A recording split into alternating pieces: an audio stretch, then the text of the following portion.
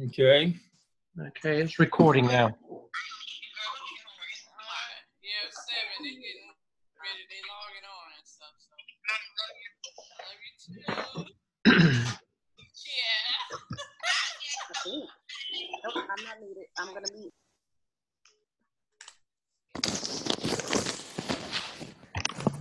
Okay.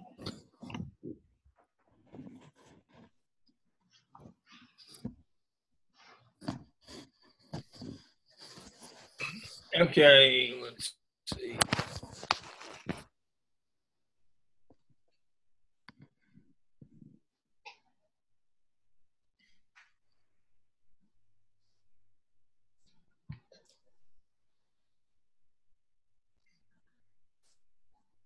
Are you still there? Yeah, I'm here. Yeah. Okay. Yeah. My connection is unstable. It's stormy here. Yeah. The wind is starting to pick up here, so it's kind of going in and out. Okay. You want me to go ahead and get started? Yep. Go ahead and kick us off while I'm loading. Okay. We've got 32 have joined us so far, so maybe others will join us. Okay. Welcome to our MALS 601 Tuesday night Zoom class. Hope you've had the start to a good week. Looks like we've got some more bad weather to take care of later on in the week as Michael makes his way into the Carolinas, and we just pray for the best. I mean, people are still, they haven't even recovered from the other, and we just don't know which way it's going to go. We just have to pray for the best. But anyway, all of you stay safe, and and I wish the best for everybody. Just as Dr. Lamb is getting ready on his end, I will tell you tonight, our purpose is we're going to very briefly, review task 4 and task 5. We're going to begin to tell you how to prepare the final APSL document for a final submission. We're going to review that, even though we're going to be doing a town hall next week as well. We're going to give you a head start on it. Going to talk to you about the Turnitin process as well as TaskStream. Just a brief reminder, we'll briefly remind you about the case studies we went over last week, and then we'll just catch up with some tidbits of just odd and end stuff that we need to talk about. Dr. Lamb, unless you have something else differently, I think we just need to go ahead and get the review of task 4 and 5 over with first. Let's just take care of that. Okay. Let me. While you're pulling it up, I will tell you. Well, I'm not the host. Okay, I made you the host. I don't have a dashboard, so that means I'm not the host. Okay, I told you my internet connection is poor. Yeah, it says Dale Lamb host. Anyway, well, we don't, and again, it says Dale Lamb host on my end, but let me see.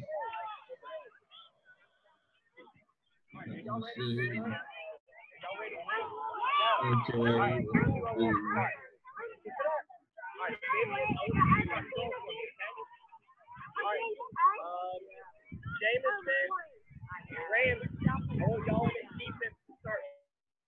Okay, I have muted everybody. Now let me unmute you.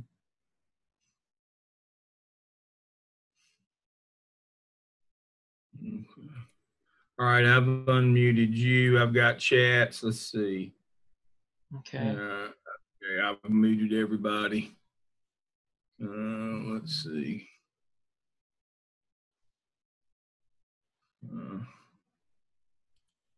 All right.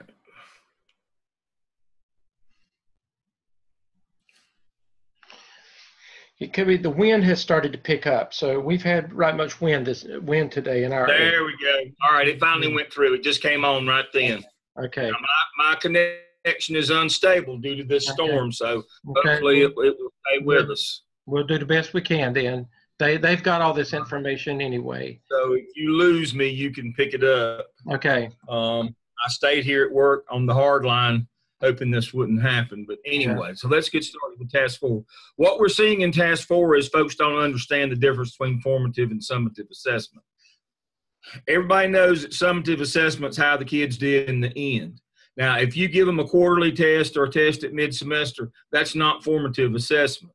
That's short, midterm, and long-range goals. That's still a part of summative assessment. Right. Formative assessment is of the adults. How do you plan to make sure that adults deliver what you plan for them to deliver? Let me speak about this program. The MELS program and the add-on licensure program within that is designed to get you a license to practice as an administrator in this state. Now, they won't pay you to teach classes or run programs. What they pay you to do is supervise people who teach classes and run programs. You have to change your lens. You have to move from one side of the desk to the other, whatever metaphor you want to use. But you've got to step out of your employee role into a supervisory, a leader role. And you have to understand that what you're going to be paid for as a school leader, as a school administrator, is not to teach classes and deliver programs, but to supervise and monitor and assess those who do. That is the crux of our job as school administrators. You've got to get that notion in your head that formative assessment's not measuring kids halfway. Formative assessment's checking on the adults to see if they're doing what they're supposed to. As we continue to get these Task 4s turned in, we're still having problems with folks understanding that formative assessment is what are you going to do? Are you going to do walkthroughs in their classrooms? Or are you going to do drop-ins? Or are you going to do officer? How are you going to check and make sure the adults are doing what they're supposed to do? Now, for those of you who are getting this right, doesn't hurt you to hear it again. But for those of you who are not getting this right, this is a big deal. This will determine whether you got it or not, whether you understand what the job that you're now interning and practicing and learning.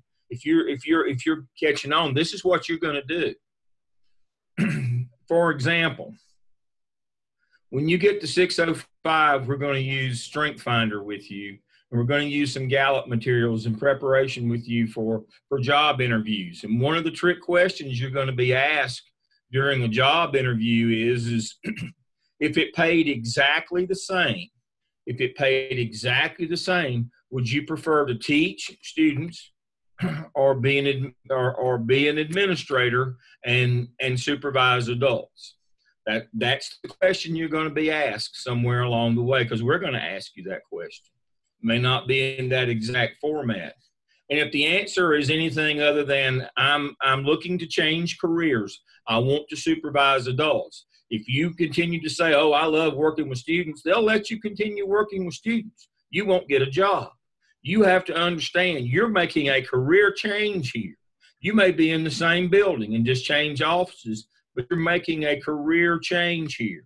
We need to see you make that change now, that you are understanding that when you get your job, we're teaching you how to do a gap analysis and a closing the gap program for subgroups in your building, not so that you can do that once you get your job, but you can supervise others as they do that, because they'll be required to do that. PLC work is what they'll be doing. You'll know the process so you can evaluate it.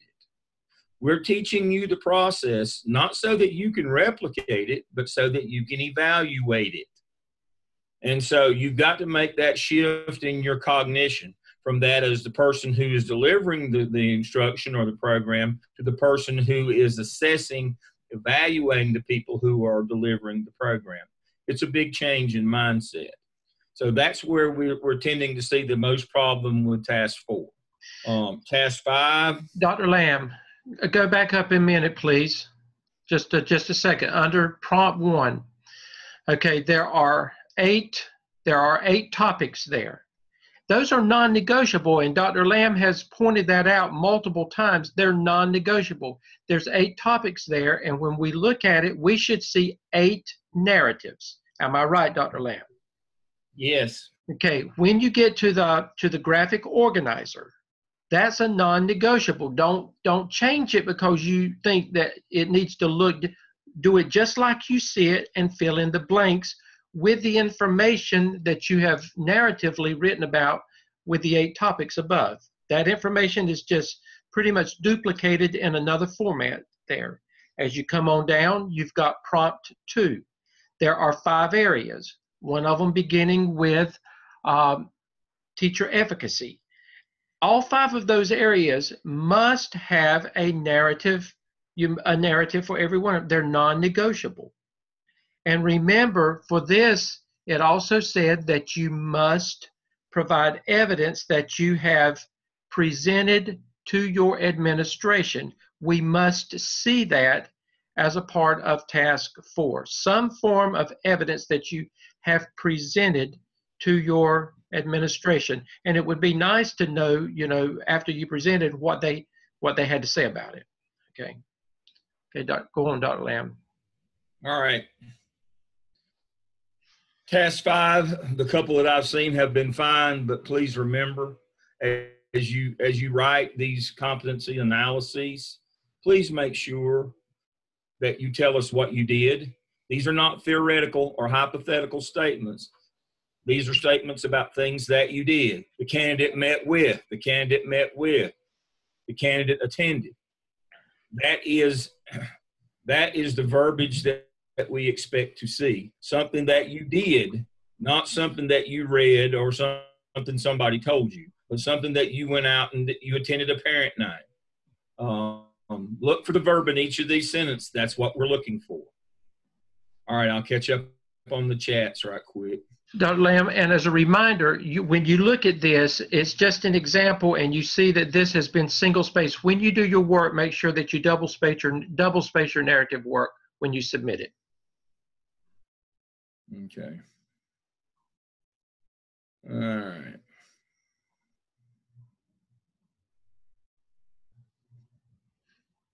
So the question is, would fidelity checks be formative and summative be yearly formal observation and post-conference for teachers? Yes, in a sense, that is correct. The walkthroughs, the work that you did, the fidelity checks, that would be so in teacher evaluation. But in terms of this closing the gap, your action plan here, in this graphic organizer, formative assessment is of the adult, summative is the outcomes. When you're talking about teacher observation, that's not what we're talking about here. We'll talk about that later. But technically, in teacher observation, when you would go in and do checks on the teachers during the year, that would be formative, and then you would have a summative at the end, which is the results. But now that's teacher evaluation. We're talking about formative and summative when you're developing an action plan. Now, you're going to be asked to develop action plans. We call the next one a growth plan. We call the next one a marketing plan. And then one after that, a cultural advocacy plan. But they're all action plans. In an action plan, formative assessment is always of the people delivering the plan. Summative is the outcomes that you were looking for. Always in an action plan. Always in an action plan. Now, formative and summative take on different meanings in different contexts, like teacher evaluation. But we're not talking about teacher evaluation here. We're only talking about in the context of an action plan. Formative is always of the adults, summative is of student outcomes. That's the way it works for an action plan. There has to be headings for each. What if one of the administrators is part of the PLC? You still have to do a formal presentation, and we need to see an evidence of that.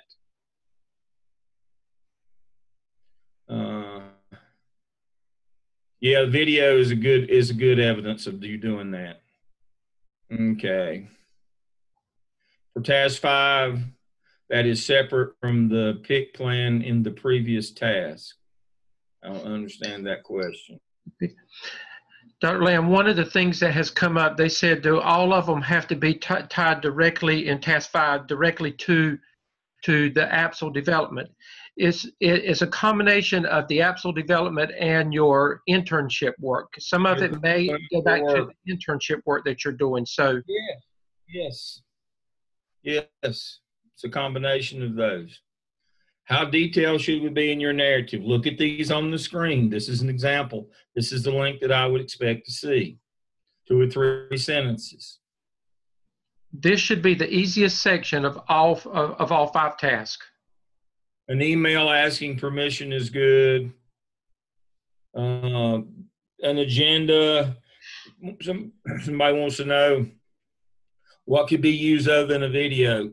The presentation you did,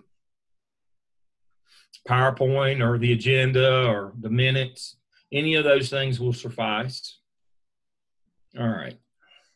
So that's 4 and 5. Again, you're asking how detailed they should be. Right here in red, this is how detailed they should be. Some are longer than others. Some are 3 or 4 sentences. Some are 2 or 3 sentences. Just get your point across as to what you did. Read those carefully. That's why we have them there, so that you can read them.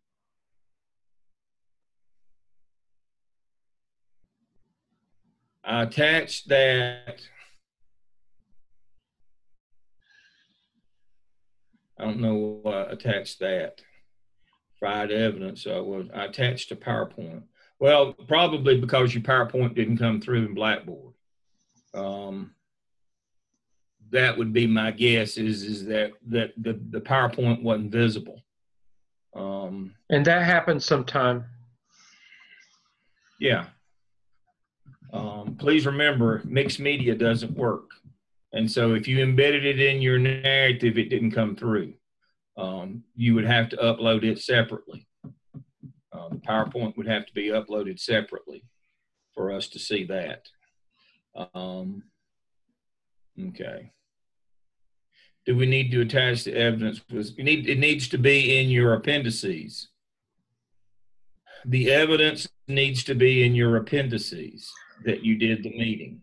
And Dr. Lamb, in picture, a link to a video, an email, a screenshot of your PowerPoint. You won't be able to embed the PowerPoint itself. You just need to do a screenshot of the title slide is all you really need to do.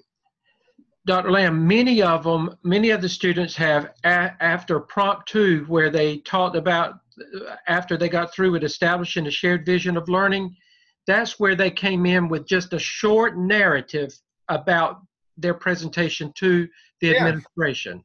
And that was sufficient for me right there. Tell us what you did, and then just have some sort of proof of that in your appendices that we can look to and say, yep, that's good enough.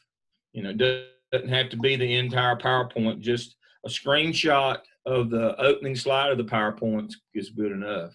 You know, that presentation that shows the opening shot and has the slides over on the left, a screenshot of that will suffice. We don't have to see the PowerPoint itself. Not in your appendices. All right. But that can become a part of your competency folio at the end of this process. Yeah.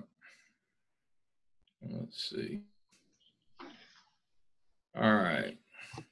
Turn it in process is the next thing. So if you go to your class shell, you will see it says app cell turn it in check. You simply click on that.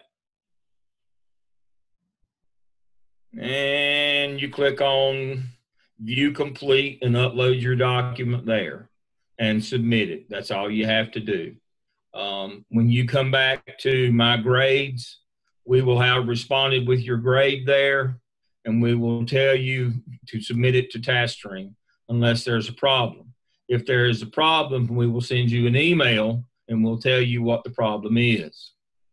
Like if you've got too much stuff that you copied that wasn't cited correctly, and it looks like you plagiarized it, we'll just simply we'll help you do the fix. But you just simply come here to the AppSell final narrative. That's after you have your paper is complete. You have all 5 tasks, you have your references, and you have your appendices. You upload it here for your Turnitin check. And 99.9% of the time, the only problems that we have here is that you didn't cite your references correctly, and it didn't attribute them to the author properly. If you've cited them correctly and have the actual references in your paper, everything's usually fine. And so that's what this is for, is to make sure before we go for state grading. Now, they're going to do a Turnitin check and state grading too, by the way. They're going to do that in TaskStream. But they don't have, they're not as good a humor as I am usually. If you turn one into them that's in the red, that doesn't make them happy. They don't want to hear excuses like we didn't cite a reference properly. All they know is that it's in the red. So this is a way for us to fix those potential problems before we go to state grading. These are lessons learned. They don't have a lot of compassion. If when you turn one in and it blinks red on their screen when they go in and download it to grade it, they have Turnitin check built into TaskStream. When it flashes red, that's not good. So let's avoid those situations by uploading it here. If it's not good enough, we'll help you get it to where it needs to be before we turn it in for the state. So make sure that you do your Turnitin check. Once you have your final narrative completed, and it says clearly on the screen, it doesn't say task or turn something a part of it. It says final evidence narrative. That means it has all 5 tasks. It has your references, and it has your appendices. But it's a complete paper. It's ready for state grading. We're going to do a check on it to make sure it's good. We'll get it back to you same day, and then you will go to TaskStream and upload it. So let's look at that. Excuse me. Dr. Lamb, while you're going there, they need to understand that when it goes to TaskStream, that it will be somebody other than you or me that will be looking at their work then. So that's why we push you like we do, because there's going to be somebody that does not know you at all that's going to look at your finished work, and they're simply going to take a rubric that they follow. And that's why we say make sure that it's in order, that you've got this, you've got that in there, because that's what they're going to look for. So we're trying to make sure that you have all of those things together so it doesn't cause you a problem once it goes to that outside evaluator. Mm-hmm. Now somebody just sent me a chat here that said, we have 2 areas, AppSell final and then AppSell final narrative, Turnitin. Under AppSell, Turnitin check when you turn it in. Yeah, just click on the box. You go to AppSell, Turnitin check. And then if it's got another one, but there should be only one box to put it in, and it'll come to us either way. Just go ahead and upload it. It'll be fine. All right, now, when you go to TaskStream, when we tell you submit for evaluation in TaskStream, and it'll be under My Grades where you get feedback, change over to your view. Fall 18 add-on. You'll only have one DRF program box. You can see I've got all these others, but disregard them. You go to your DRF program box, click on Mel's Fall 18 add-on. When you click on that, make sure that you're on your work page. Don't be that person that emails me and said, I don't have that. Mine doesn't look like that. Mine looks like this. Or mine looks like this. They send me screenshots. Mine looks like that. Mine doesn't look like yours. Make sure you're on the work page tab, and it'll look like mine. Come to AppSell. Click on AppSell. Click on the attachment button. Upload from your computer. Click on that. Add files.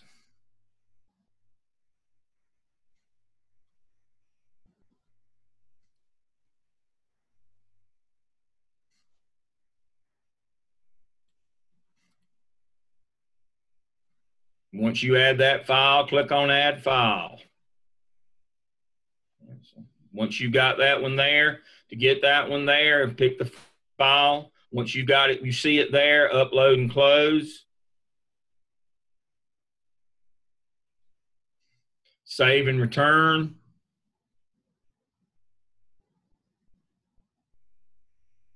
Okay. And then submit your work. And you'll get a notification that your work is submitted. Now, when you get notified that your work has been graded,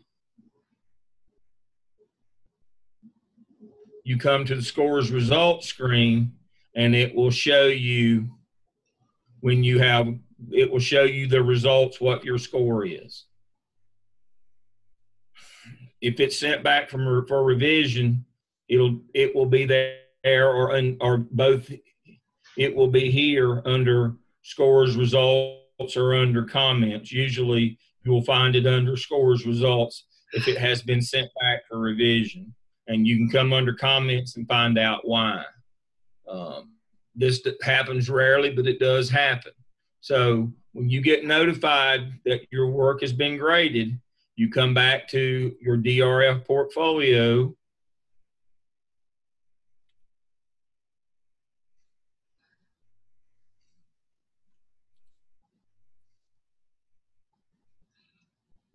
And you click on scores results, and it will tell you what you got.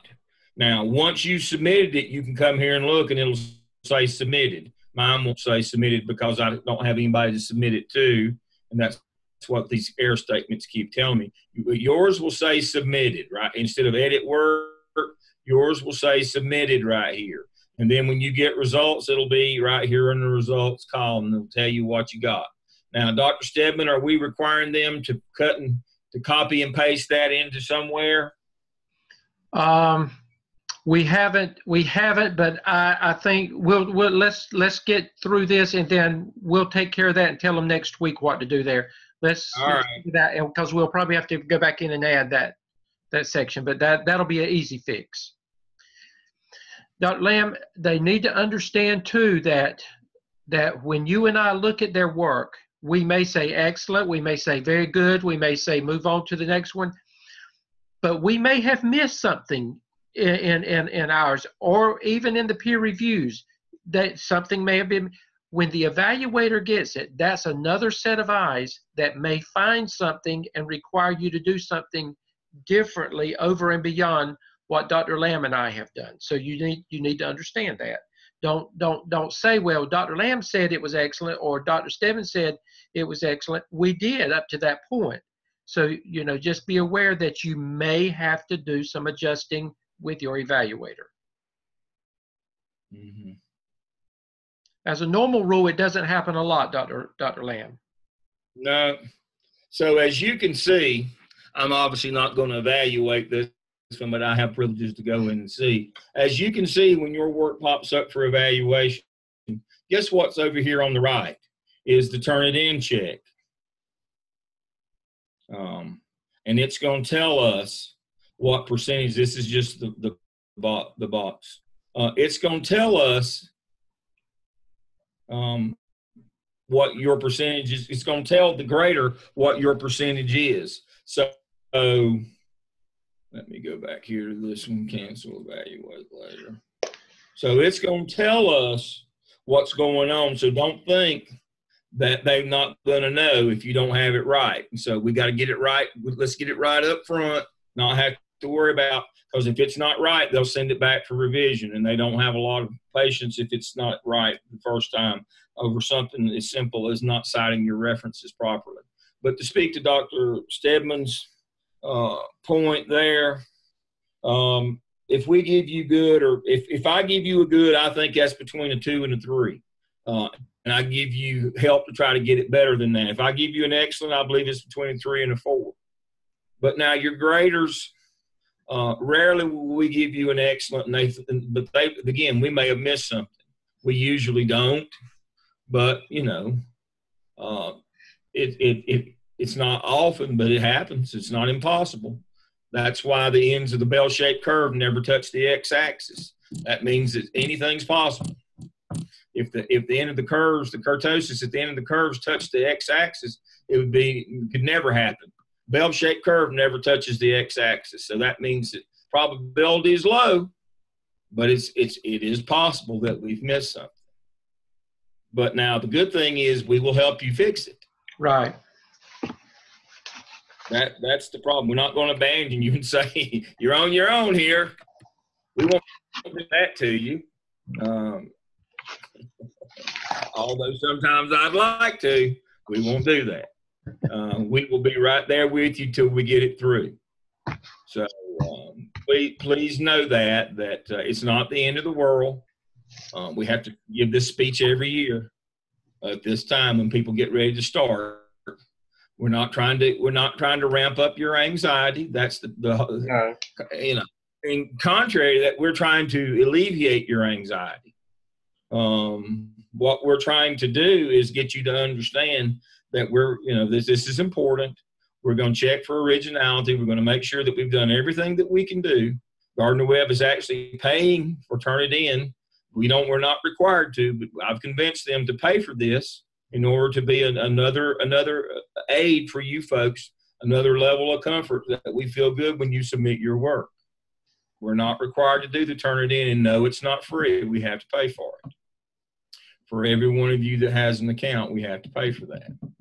But I think it's worth it for the peace of mind to know that we're not going to get dinged on plagiarism when we are not citing our references correctly when we turn stuff in. I think it's that important. So that's why we do it. And in terms of your scoring, as long as you get 3s, all is good. We're not going to worry about if you get 3s and you thought you deserve better than that. If you want Dr. Stedman and I to give you our opinion of what could make it stronger, we'll be glad to do that. Graders are not required. Evaluators are not required to give you feedback as long as it passes the rubric. They're not. Some of them will. Some of them won't. Some of them, if they give you less than a 4 on a particular area, they'll tell you why it wasn't a 4. Others, if they give you a 3 or a 4, they just keep right on moving. We have no control over that. Let me say that again. We have no control over them giving you feedback on work that passes. They have to give us feedback if your work doesn't pass. They have to tell us what section and what specifically in the section needs to be fixed. They have to do that.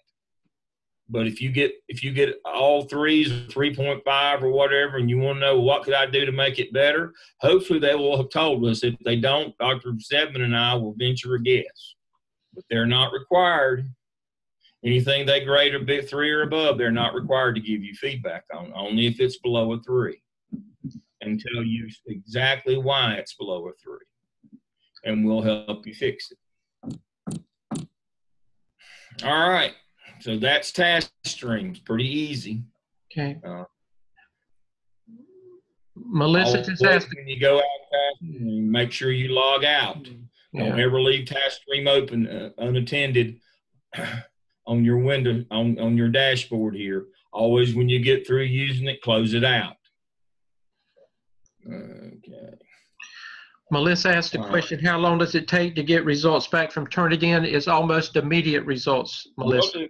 Same day. Same day on Turnitin. Remember, it's in Blackboard. We'll give you the same one-day turnaround that we do on anything else that you submit in Blackboard. We'll get it same day. We try to get it in 12 hours or less. Remember, we grade day and night. Dr. Stedman and I both grade. We grade and we comment day and night, 7 days a week, in order to keep the train rolling. Can't slow down. And then when it goes to task stream, 48 hours. maximum. Usually within 24, guaranteed within 48 when it goes to TaskStream. Again, we want it quick. We want to keep moving. And if you submit something to TaskStream and you have not gotten something back in a reasonable amount of time, you need to let Dr. Lamb and me know. Yep. You need to let me know if it's been 36 hours and you haven't heard. You need to let me know so that I can make sure that I make the appropriate call or email to get it done within the 48 window.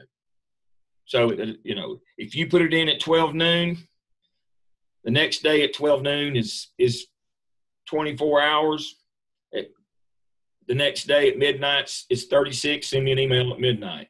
I need to know before we get to noon the following day. I don't want us outside of that 48 window. That speaks to the quality of our program. And we're not going to have a program where you just put work in and just hope for long periods of time. Hope's not a plan. We want feedback, and we want it immediately, and we want to move on. We require a lot of you, and we're hard on you, and we expect. But I'm just as hard on the evaluators as well. They don't get a pass either. Everybody's got to do their part, and everybody's got to hit their benchmarks in terms of time and turn-ins and time and responsibilities. That's how the school business works. That's why they have clocks. That's why they have bells. That's why we have schedules. Part of what we're doing here is you got to understand you have deadlines in this business. More than one time I've had to go out to a school and engage a principal in a conversation in what were you doing that we weren't paying you for that kept you from doing what we were paying you for. You haven't turned in this deliverable, this required document, data, whatever. You haven't done this in a timely manner. Please explain to me, and I will help you. I will lessen your burden. I will take some of those other duties off your plate. If you can't decide yourself what's important every day and what you're being paid for, I will help you do that one time. The next time I come out to do that, it will be with the new person that I've hired in your place. And that's just the way that works. You have to understand, data flows out of the school district, out of a school, to a school district, to the departments of public instruction, to the owners of that data before money flows back in. If you don't give them their data, they don't give you your money. As you will learn in 603, we work on the modified accrual accounting system in both states. That means they don't give us all the money up front. They make monthly payments. If we get, for example, $7,000 per student, we get $700 on 10 monthly installments if we turn our data in. If we don't turn our data in, if we don't have attendance data, tracking data, school data, disciplinary data, if we don't have all that stuff in our Power School system, they don't send us our money that month. When people are depending on that money to get their paychecks, you better believe you're going to get that data in. You're going to hit your deadlines. That's very important. We're trying to get you to understand the importance of working on a time schedule. If you're the kind of person that doesn't wear a watch, you might want to rethink that as a life strategy. If you're one of those people, I don't want my time. I don't want to be I don't want to be ruled by time. Then this is not the business for you. The school business, more than anything that I know of, other than the train, runs on time. And you need to learn that early on in this process that doing it on your time is not satisfactory unless that's the same as the people who are paying you. Unless that's their time schedule, you better amend how you do things, and you kind of got to get on their schedule. I'm gonna let Dr. Stedman go to 5 and 6 here. Sensitivity to instructor and clinical coach feedback. Okay, just a reminder that, you know, as an aspiring administrator, you're going to be in the line of fire at all times from this point on. you're going to be in the presence of a superintendent or somebody from the superintendent's cabinet that's going to constantly be looking at reports, information that has to be submitted. So, you know, whatever you do is always going to be subject to constructive feedback, constructive criticism, whatever you want to call it. So what I want you to understand is that when I provide feedback or when Dr. Lamb provides feedback at this point, it's not that we're sitting here trying to find something wrong. It's that if we realize that it's not what it needs to be or what we feel like is the best that it can be, we're going to tell you that. We need you. I talked with somebody today and they said, Dr. Stebbins, I've gotten tough skin. We just need all of you to get tough hide and realize that this is going to happen. It's going to happen in this program. We're not going to back off because we want the best out of you. And I know sometimes you think when you get the feedback, well, how dare they, or I don't, just, you know, just try to, and if you don't understand the feedback, that's one thing, if you need clarity about it, but you know, receive the feedback and move on with it because it's for your own good. So just a reminder, you're going to be dealing with Dr. Lamb and me this semester. You're going to be dealing with somebody, well, Dr. Lamb next semester and me probably. So, you know, but you're going to be dealing with personalities, and just know that that's going to come with the territory in this program, and it's going to really come with the territory as an administrator. You're constantly going to be under somebody's supervision, looking at the quality or the kind of work that you're submitting. So just know, just don't take everything personally. It's not meant to be personal. Last week, we went over the case studies, and Dr. Lamb showed you where everything was located in Blackboard.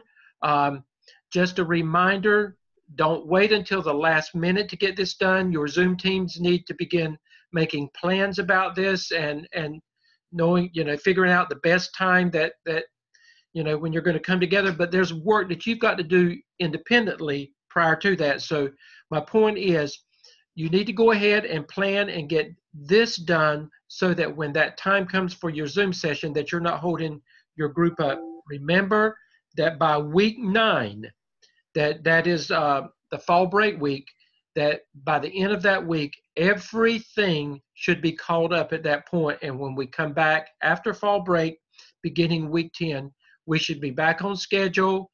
Beginning, we're going to go over things with the APTEL, but we will begin officially with the APTEL and other assignments, and we will be back on schedule, and everything will be back. Whatever is due at the end of that week, we should be back with the regular due dates, Dr. Lamb. Okay.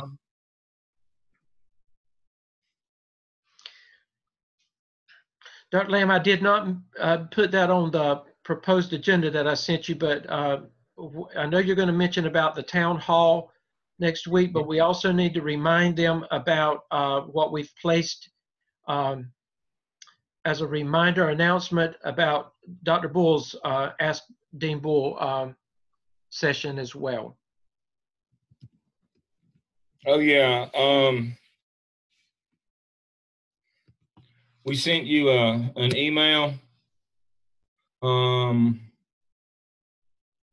about Dr. Bull is going to have a Ask Dr. Bull session where if you have any questions for the dean, he will answer those questions for you. He's doing his own Zoom. We sent you a link. Let me see if I can find that quickly.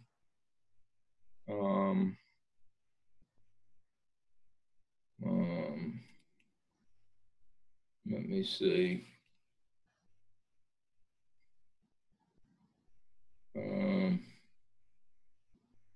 My computer's going wonky on me here. I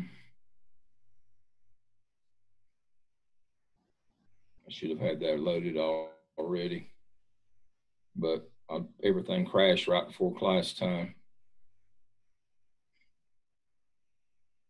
Okay. All my emails still aren't back up and running. Are you in the C10 class, Dr. Lamb?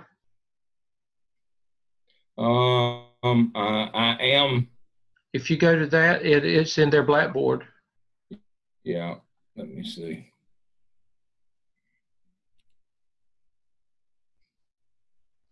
Let's see. I'm not sure it's going to come up.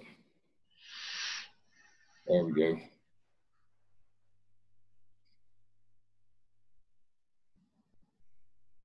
Okay.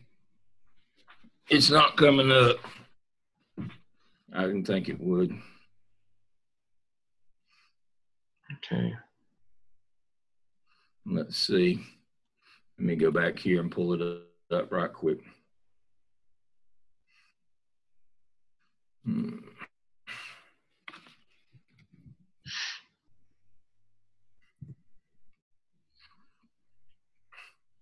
There it is.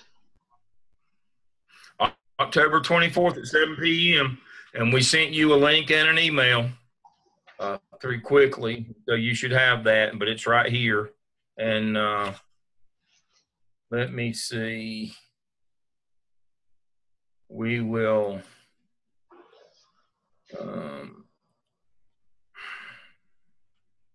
we can add this to the course overview, an item. I don't know if it's going to work or not.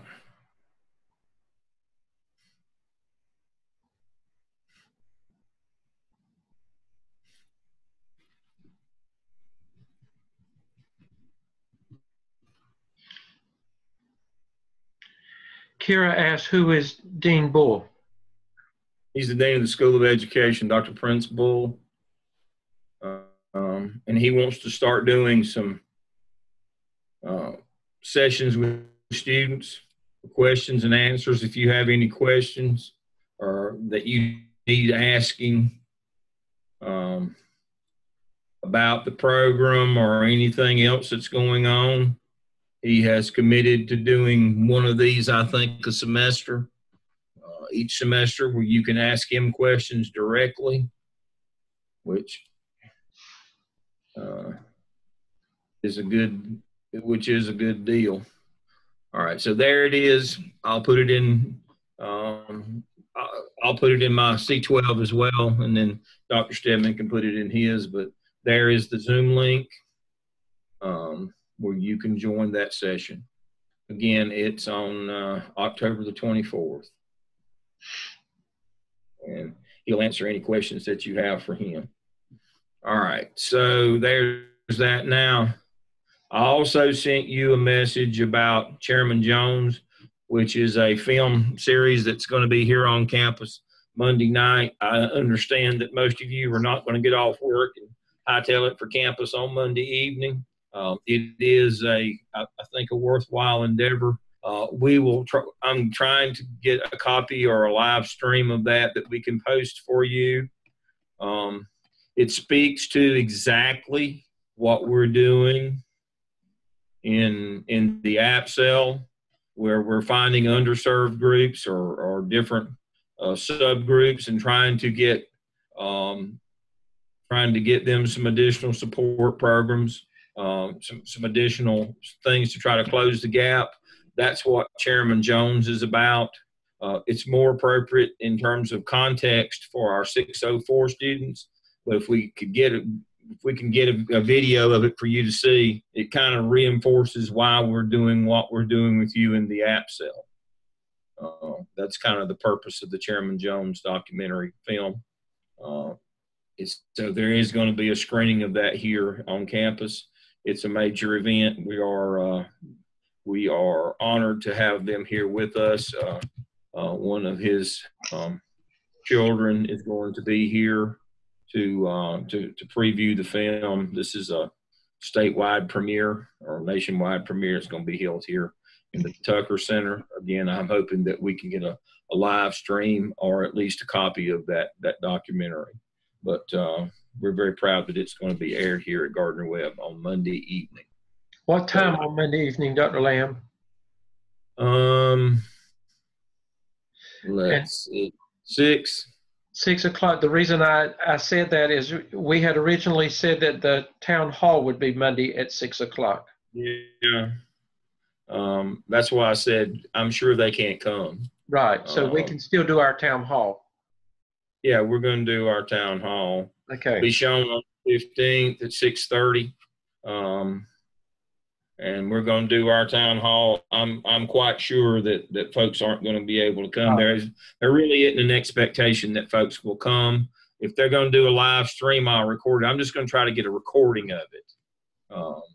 But if you could come, you can always watch the video of our town hall if you Right. were to. Right.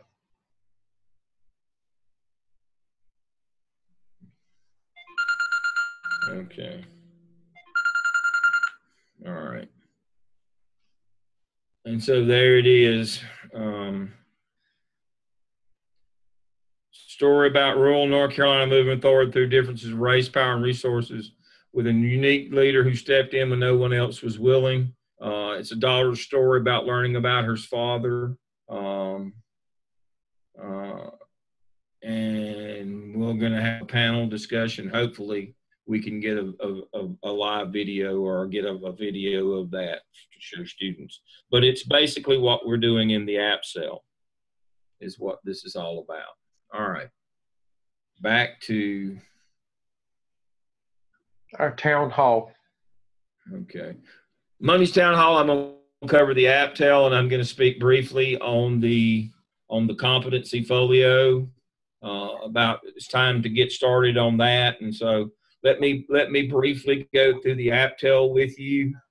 And this is analysis and action plan. Again, that word action plan, teacher empowerment and leadership. Now, we're going to start with a literature review. We've already taught you how to do that. Reflecting various teacher empowerment and leadership best practices from reputable scholarly sources. We've already taught you that. It should include a bibliography. You know how to do an annotated bibliography. We've already taught you that. And then you'll develop a checklist for best practices for teacher empowerment and leadership. This observation instrument should emphasize key observable, demonstrable best practices one would expect to see in 21st century school. Now, here's the secret to the AppTel. If you don't remember anything else I told you, remember this. And if you can't remember, if you're old like me, write it down. Teacher empowerment and leadership is two different things. It's not one thing. It's like peanut butter and jelly. They can stand alone. You put them together, they're better, but apart, they are separate things. Teacher empowerment and teacher leadership are two different things. So let me explain. I refer to them as Big E and Little E. Big E empowerment is empowerment as a school-wide leader. And somebody like Todd Whitaker writes about school-wide leadership. He talks about things like teaching other teachers, being involved with the school improvement plan or on the school improvement team, being involved in curriculum, being involved in budget, financial decisions, and the holy grail of being a teacher leader in your school is being involved in personnel decisions. So those are the five areas according to Todd Whitaker. There are others. There are other authors that talk about school-wide teacher leadership. I prefer Whitaker because it's quick and easy, and it's things that I think are most important. So now, the question then would be, who should be our teacher leaders? Well, it's real simple. It's our teachers who are empowered in their own classroom. To be empowered as a teacher, as a leader in your own classroom, you have to be an expert practitioner of best practices. I prefer Marzano's. There are other best practices in teaching other than Marzano. I prefer him. And the reason why I prefer him is because North and South Carolina, the evaluation system and teacher evaluation system in North and South Carolina is based on McReal, Right. the Midwest Consortium, which is, by the way, Robert Marzano. Right. And so if you Being empowered in your classroom means you are an excellent purveyor of best practices for student learning. Those are the people that we want to empower as teacher leaders in our building, that teach other teachers, that are involved in curriculum, that are involved in school leadership team and school leadership plan, that are involved in resources, that are involved in personnel. Principals shouldn't just go eeny, meeny, miny, mo when it comes time to pick who's in leadership spots. Those leadership spots should be earned through great classroom teaching. That's the coin of the realm. What do they do at Jones Sausage? They make sausage. What do we do in public schools? We teach kids. That should be the most important thing. That you coach a ball game, or that you run the student government association, or you do the prom. Thank you. We appreciate that. But that's not what school's for. School's for teaching kids. And teachers need to be recognized. The great teachers need to be recognized and promoted through teacher leadership spots. And so if you understand that teacher empowerment and leadership is two different things. Empowerment is empowerment as a classroom leader. Leadership is empowerment as a school-wide leader. And that they need to be connected. That we don't need to just pick people who metaphorically just roll the ball out every day. We need our best teachers to be our teacher leaders. And they need to spread that knowledge, and they need to work with students. And so, as you start this thing, prompt 1, the candidate will conduct a literature review with bibliography, reflecting various teacher empowerment and leadership best practices of building efficacy and empowerment among staff, results-oriented professional development, recruitment, placement, and mentoring of school staff, approaches for evaluating school staff, and teacher leadership and decision-making. Now, again, building efficacy and empowerment among staff, that's in the classroom. That's empowerment as a classroom teacher. So under that bullet, I would expect to see Marzano or somebody else. The last one is empowerment as a school-wide leader. That's the last bullet. I'd expect to see Robert Whitaker or somebody like that there. Then, and so that's the 2 examples that I've got here. Here's your checklist that you can use. You can email this one out to find out how many folks in your building get these opportunities. There's the 5. Input and professional development. That means they teach professional development. School improvement plan. School-wide policy. That's curriculum. Input and development of the school budget. That's finances. And then hiring process. As I told you, it's a hierarchy. And then, now, you cannot survey for best practices because that's an IQ test. If you ask teachers, do you use best practices? What idiot's going to say, no, I don't use best practices in my classroom. That's not going to happen. You got to go out and do some walkthroughs to see what's happening. We expect you to do 2 or 3 walkthroughs through classrooms to see if people are using a checklist, the one that's designed for walkthroughs in your district. Every district has a form that your administrator uses when they do walkthroughs in classroom. Those up to 15-minute walkthroughs. We expect you to do 2 or 3. Now, you say, but Dale, that's not enough to base my professional growth plan on. No, we just want you to get a little, have an opportunity to do that. You're going to get that data from your school, from your school administration. Now, they don't have to tell you what individual teachers scored. What they'll have to tell you is, by walking through what percentage of the staff is proficient in these 9 and these high yield strategies, the Marzano 9 or whatever you're measuring, what percentage of them are good, are proficient at summarizing and note taking, what percentage. And so this is the basis of your staff development, of your professional growth plan. What do we need to work on? Do everybody need to work on it? Does it need to be whole group? When we talk about professional growth plans, I better say Linda Darling Hammond. She's the guru on how to do staff development. Should it be whole group? Should it be small group like PLC? Should it be one-on-one, or should it be a combination of all 3? Well, that's depending on how much we got to do. If we look and pretty much everybody's doing the right thing, then we might just want to do some one-on-one with beginning teachers. If nobody's doing the right thing, we better do whole group PLC and one-on-one for best practices. The notion here is that you're trying to determine how empowered your teachers are and what can we do to get them empowered. And we're going to plan for somebody, you or somebody else, to do that initial step of teaching other teachers by sharing the best teachers sharing their knowledge and information with the not best teachers. That's what we're doing here. That's the crux of this. And once you get your survey, once you have created your survey for school-wide leadership and you have your checklist for the classroom, you go out and you collect your data and then you present that data. And that leads. Dr. Lamb, just remember too that you have, and several of our students in the past have, it's free. They've used SurveyMonkey as a tool to do their surveys.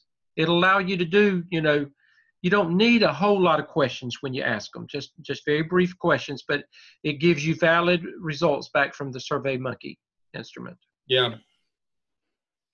All right. And then you'll assemble a team of colleagues, develop a teacher empowerment leadership growth plan. This is your action plan. This is your PLC that you've been using. You're going to put together an action plan, and here are all the column headings right here. And what does that look like? Oh, wait a minute. It's the action plan again. Same as before.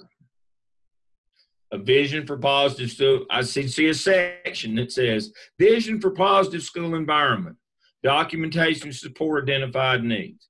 These are what I should see. What we're attempting to do here before I answer questions is we're trying to build a culture in a school where the most important thing is teaching and learning, not who coaches the ball team, not who does the prom or the annual. The most important thing in our building is teaching and learning. We're building that culture. And part of that is we reward our best teachers with leadership positions, not just other people. That's the way you get to be a teacher leader, is that you're a great teacher. Who's the guru of staff development? Linda Darling / Hammond. She's one of those hyphens. Linda Darling Hammond is the guru on staff development. Somebody wrote it for you. Very good. Thank you. SurveyMonkey, that's very good. Linda Darling Hammond. That's who you want to look at for staff development. So you put together your action plan, and guess what you do in task 4? You come back and you write the other 8. Or no, the other 9. The other 9. You're going to write 12 in the app cell. You're going to write the other 9, as we call them, the other 9. You're going to write the other 9 in the app cell. And before you ask me which ones are the other 9, that's up to you. We told you the 8 you have to pick for the app cell. Then you got to pick 4 more at your own description. That leaves the other 9. Now, there's no way to know which the other 9 is until you tell me what the first 12 is. Once you tell me what the first 12 is, and I could tell you what the other 9 would be. But you ought to be able to figure it out by then. But the other 9 of this list of 21 is due here. And then your references.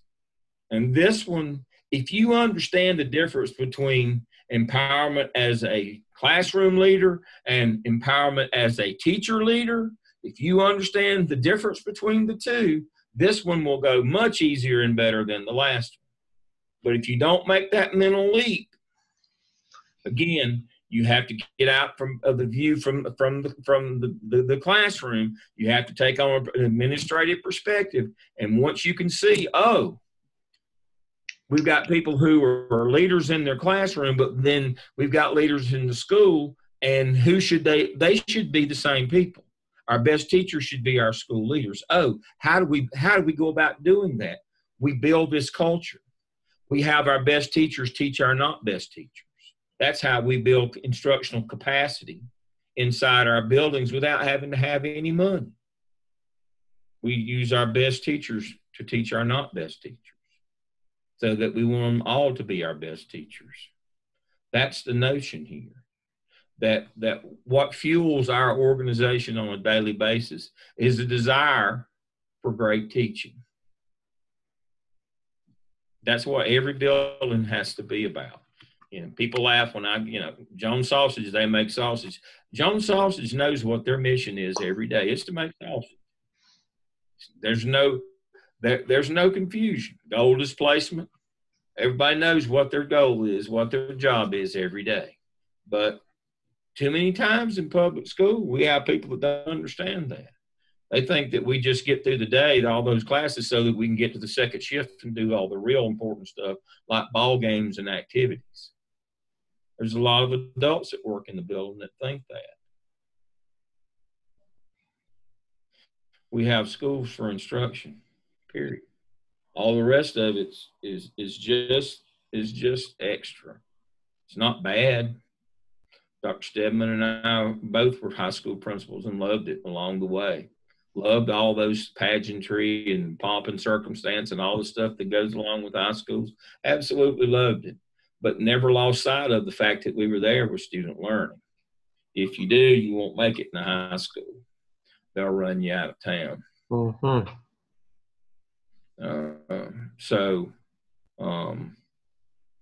You can't do it all on your own. You got to have teachers. You got to have teacher leaders that you can bring along that enforce that culture, that perpetuate that culture in your building. So that's the APTEL. And again, to speak to competency folio, you're going to put these 9, when you get them done, you're going to put proof of these 9 in your competency folio in task stream.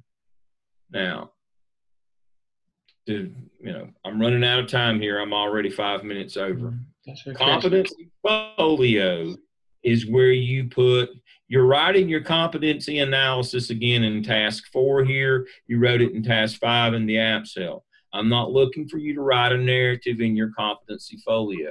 I'm looking for you to put things in there that show that are the proof of what you told us you did. I'm looking for the proof.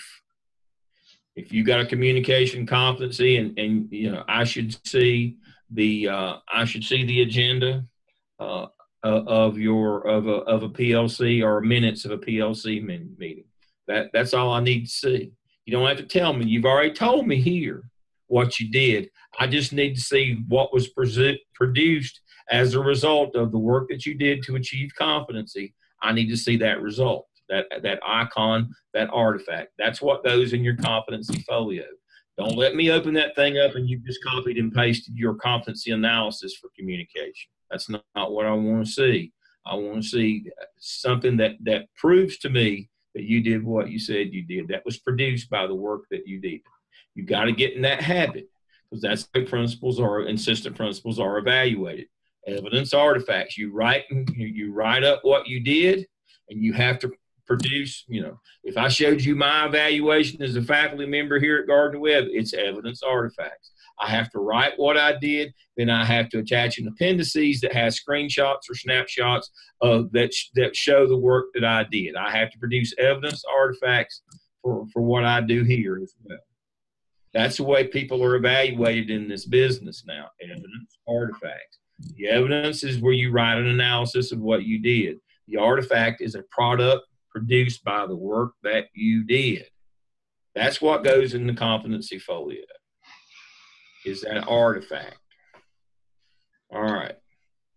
So we're going to go over this again on Monday. Dr. Lamb, very quickly, just a reminder, with the APTEL, there are 4 tasks. And just remember that you should provide ongoing evidence that you're working with your established PLC and that with your administration as much as possible. But for the first 3 tasks, there should be evidence in your appendices that an agenda or something that you're continuously involving and engaging your established PLC. So please be reminded of that. Okay, that's it, Dr. Lamb. We will see everybody on Monday evening at 6 o'clock, Dr. Lamb. Is it 6 o'clock? 6 o'clock on Monday. I'm going to repeat the session, maybe go a little more in depth. in each of the tasks. I'll have a little more time. I'll do that on Monday. Look at this thing over. I know you're still working on your app sale, but you know, an eye of this won't hurt you. But I'm telling you, you get the difference between empowerment and leadership. That they're two different things. Empowerment as a classroom leader, empowerment as a school leader. That's two completely different things. If you get that, you're way ahead of the game. And please remember, you cannot survey for best practices. Dr. Crawford has just joined us. Let's see. I'm going to unmute him. Dr. Crawford, how are you? I'm well, sir. How are you? I'm good. For those of you who don't know, Dr. Jamal Crawford's with us tonight. Dr. Crawford is actually onboarding with us right now. He's going to join our team. He's already joined our team. But he is going to be coaching with you some second part of this semester as well. Do not hold it against him that that he and I are work partners, that we've worked together before, and I'm wanting to bring him back in with us again because I think he's just great.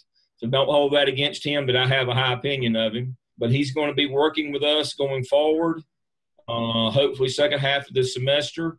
He's been attending our sessions. I haven't recognized him too much, but he's going to start joining in and giving you feedback. Dr. Crawford is a sitting principal in High Point. This is what he does for a living. You know, I'm old. I used to do this. I just loafer now mostly. But Dr. Crawford is a sitting principal, and he's an excellent one. Nationally recognized principal in our state of North Carolina in High Point. Hopefully he can give you the real story, and he can tell you if I'm full of wind or not about the things that I've been telling you. But I think I know he's going to contribute a lot to us because he is a sitting principal at this time. Dr. Crawford, I'll turn it over to you for any final comments. No, I've just been listening. I'm looking forward to working with everyone. I'm in an elementary school now, but I've done middle school and high school, so I've seen them from kindergarten to graduation. We just had Phoenicia say that her children, Phoenicia Coltrane said her children attended your school at one time. So one of our students. Northridge. Yeah, at Northridge. Yeah. So, some of you already know Dr. Crawford, hopefully, or know of him. We try to bring folks on board who are practitioners in the field and bring their perspective, which is a modern perspective. This will really be beneficial when we get to the APTEL, I feel, because it's more modern day type schooling, how you go about growing professional staff. And I'm sure Dr. Crawford will have a lot that he can add to that for us. All right, we're over time as usual. We'll try to do better next time. Everybody have a good week. Let me see if there's anything in terms of questions before I go. Is the APTEL a continuation of the app sale? It can be. I'll talk about that Monday night. Phoenicia. So the APTEL can be a continuation if the program that you put in requires some staff development, or if the program or what you did for the app sale required teachers to be better trained or to be better practitioners of best practices in their classroom. It can be a continuation. It does not have to be. My children attended Kirkman Park. There we go. All right. Y'all have a good week. I will see you on Monday. If not, I'll see you on Tuesday. Are we not doing anything Thursday this week? No, because of the storm, we're not doing anything Thursday this week. Okay. I hope all of you can stay safe. I'll echo Dr. Stedman's sentiments. Hope all of you can stay safe.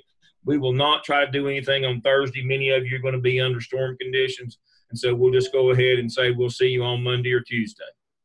Okay. Good night, everybody. Good night. Good night. Okay.